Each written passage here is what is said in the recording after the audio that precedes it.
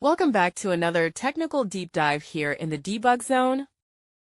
Today we're tackling a big question and breaking it down with insights from other users. Hopefully this clears up some misconceptions and helps you get the answer you need. So buckle up, stay a little curious, and let's jump right in.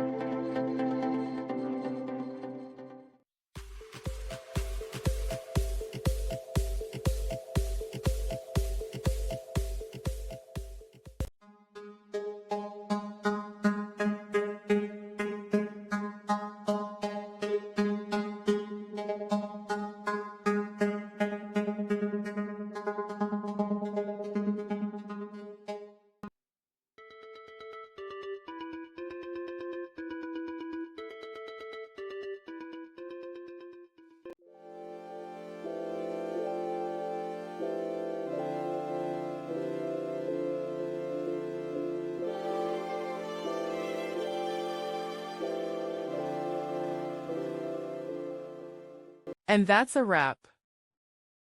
I hope you found the answer you were looking for. If you did, take a second to hit that subscribe button. It really helps out. And let me know in the comments which solution worked best for you. See you next time in the debug zone.